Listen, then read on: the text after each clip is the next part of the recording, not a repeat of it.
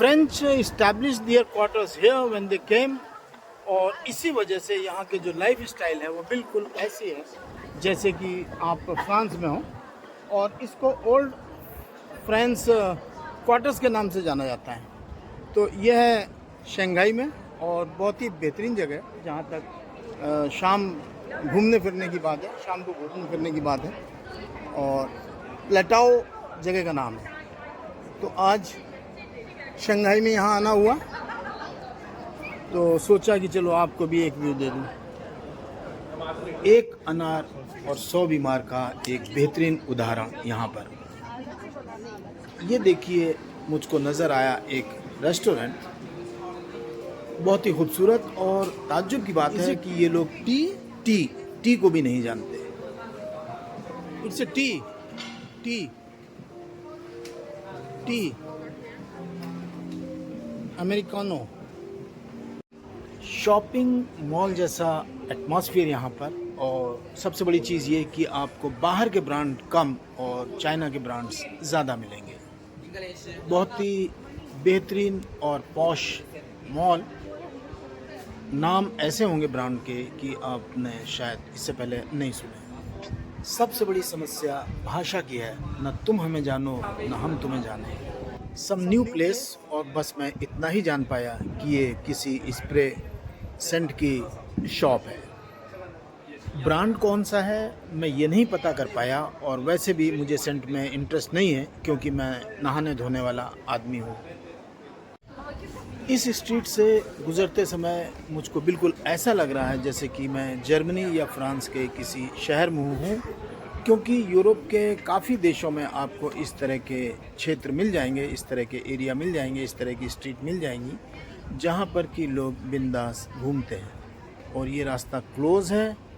बनावट और सजावट बिल्कुल ऐसी जैसे कि आप पेरिस में घूम रहे हो। ये देखिए, एस्थेटिक सजावट, बेहतरीन सजावट, जबकि आपको जो मकान दिखाई दे रहा है वो बिल्कुल ऐसा लगेगा as if you are in France.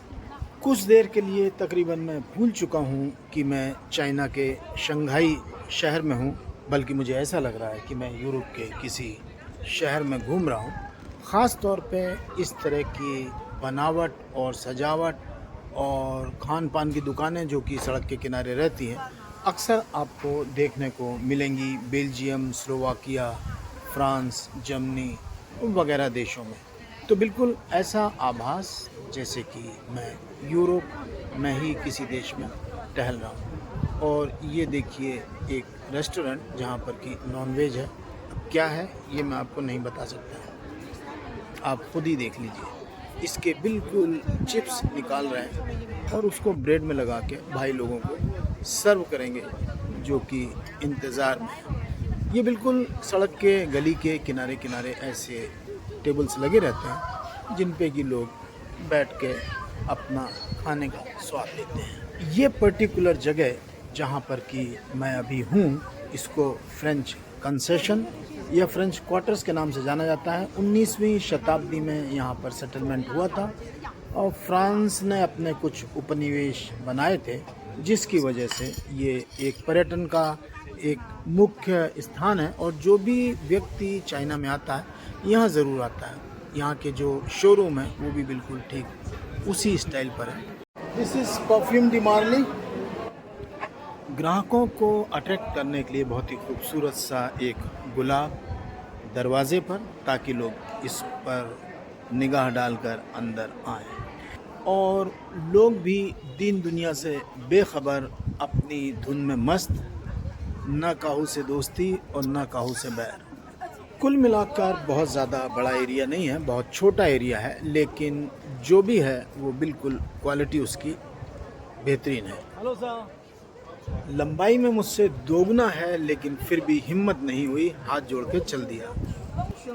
चलते चलते एक बात ज़रूर कहना चाहूँगा कि लोगों का इतना बड़ा जमावड़ा, लोगों की काफ़ी चहलकदमी और खाने पीने का सामान इस्तेमाल करते हुए, लेकिन उसके साथ ही कहीं पर भी एक आपको तिनका या एक वेस्ट पेपर या किसी तरह का पॉलीथीन कहीं भी देखने को नहीं मिलेगा। और जो स्ट्रीट है, रोड्स हैं, उनको इन्होंने बहुत ही बेहतरीन तरीके से सजाया है और लोगों ने उसी खूबसूरती से उसको मेंटेन कर रखा है। काश हम हिंदुस्तान में भी इस तरह का कल्चर ला सकें, लोगों को समझ में आए कि सफाई बहुत ज़रूरी है। फ्रेंच क्वार्टर से ये हूँ मैं।